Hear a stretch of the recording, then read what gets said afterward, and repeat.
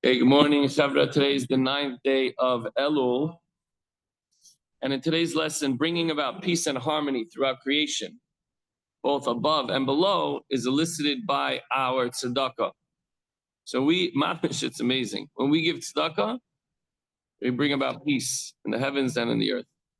The ultimate peace, though, will be at the end of days. The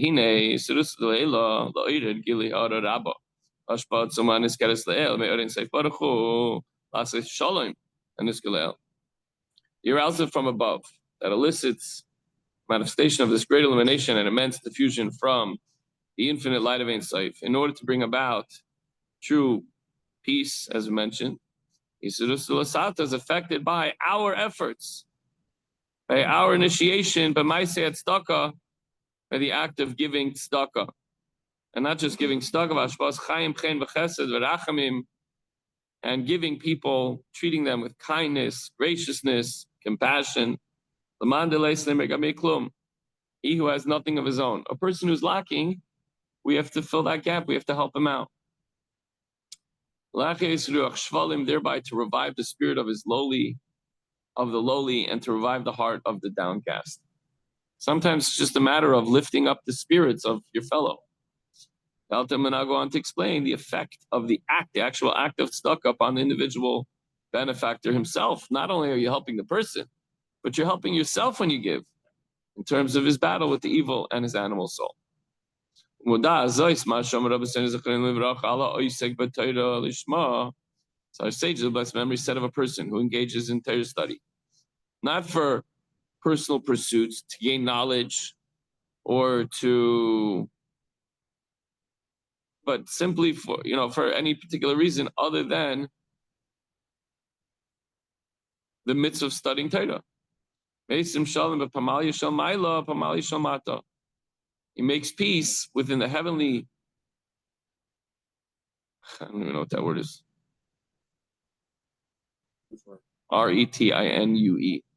Retinue. Retinue. Okay.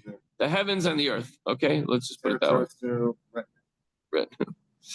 But Maya Shamaila, the heavens, Hema, son of Amidos, Haniskotis Leil, comprises the above mentioned princes and attributes. The Malachim, as we mentioned, Shehema, Heichalois Al Yoinim, Oilam Abriya, Shebezeir HaKadosh.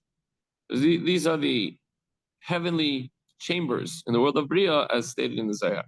So peace there consists of the harmonious relationship that is established when Gvura merges into Chesed and becomes sweetened and tempered by it. But Malya Shalmata, the earth down here, this where terrestrials live. Hein Heichaletz Atachteinim, these are the lower chambers. Especially this lower world, which since the sin of Adam Arishan is mingled of good and evil. As a result of Adam's sin, there's no good in this world without evil, and no evil without good. The retinue, the heavenly entourage. By the way, speaking of the sin of Adam Arishan, I just saw yesterday, Choshev Rav was giving a shir, just a little piece, and he said, the sin of Adam wasn't eating from the fruit. It was not taking responsibility and looking to blame others. Oh, she told me to do it. He did. You make a mistake, own up, ask forgiveness, and move on. Very powerful. In this world, evil rules over the good. While man rules over man, meaning the man of wickedness, representing the forces of Klippa, rule over man of holiness, and harms him too, as the verse concludes, a nation will overpower nation as the balance of power fluctuates between the forces of good and the forces of evil. We see this within the small world of a man, meaning the person has a small world within him. Sometimes the good prevails. And sometimes the opposite. Therefore, there's no peace in the world until the ultimate time, meaning the end of time, when evil will cease to exist. At that time, the good shall be refined from the evil, meaning the evil will be transformed into good. in order to cleave to its source, the source of all life. At that time, all evildoers will be scattered, and impurity will be banished from the earth. And the element of good which sustains it will be extracted from its midst. So it's not just that the evil will be completely banished, but that the good will be extracted from it. Evil will then cease as a matter of course, for its entire existence is dependent on the good found within it, and it won't exist because it will be transformed. This refinement itself of the good from the evil will also take place through the manifestation of divinity below. With great illumination and immense light.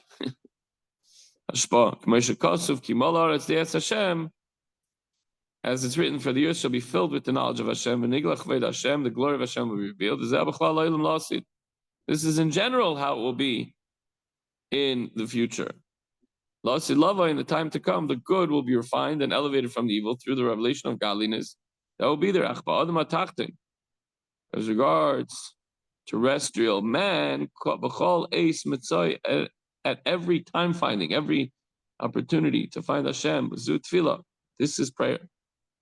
Or other times designated for secluding himself with his maker. Every individual, according to his deeds,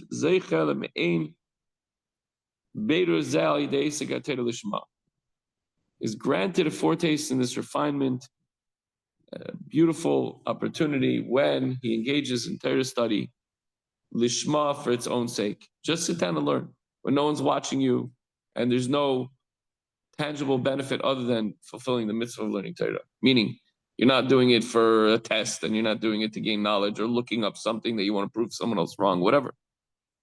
The divine revelation that permeates his soul enables him to refine and elevate the good from the evil. So first, it's through learning Torah lishma, and the same thing is accomplished by giving tzedakah.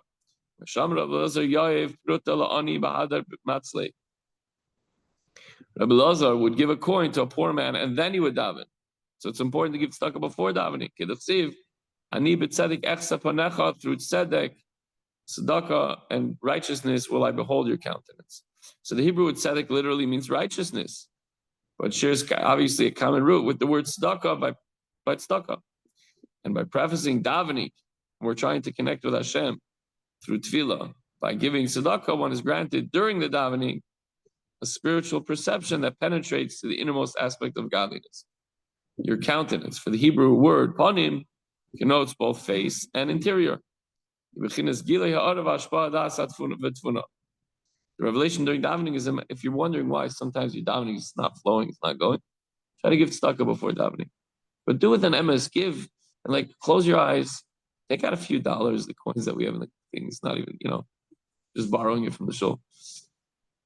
Close your eyes and think, I'm giving tzedakah, I'm giving away my money. I don't have a lot, I'm giving what I can for today. Maybe other times I'll give more, but I'm giving it before davening because I want to have a deeper connection with Hashem. This revelation during davening is a manifest illumination and a fusion of knowledge and understanding. To enable a person to meditate on the greatness of Hashem, in order to beget thereby an intellectually generated on love. You're thinking about the Eibishter, getting close to the Eibishter, and you're doing that through the davening, and you're prefacing that with giving away. And it's not just helping the other person, it's helping you reach a deeper, more intimate level of connection to Hashem, as is known.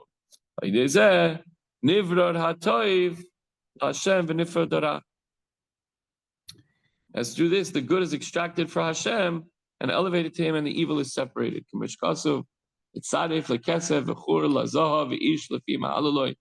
The pasuk says the crucible for refining silver is the melting, and the melting pot is for gold, and man is refined according to his praise. So what do we have to do? You have to break down the silver. You have to put in that thing that gets super, super red hot. It burns all of the impurities, and then you have the pure gold and silver. Perush, what does this mean? According to his praise of Hashem during prayer with profound knowledge, in order to reach this level of awe and love of Hashem. You're breaking yourself. You're really working and struggling hard. Just like that crucible is burning off the extra things. You're working hard to concentrate. What happens during davening? You get all sorts of distracting thoughts in your mind. So you work very hard to focus on loving Hashem and fearing Hashem and being awe of Hashem. And in this way, this way the good is extracted and the evil is discarded and separated. Just as the drash, the little pieces, the little dross, the dirt, whatever it's called, is separated from the gold and silver in the crucible or melting pot. So the takeaway for today, Chevra, is charity. Tzedakah is a conduit to be transformed and refined by an infinite divine energy. And you give a coin before prayer certainly helps not just the poor person, but it also yourself connect with Hashem.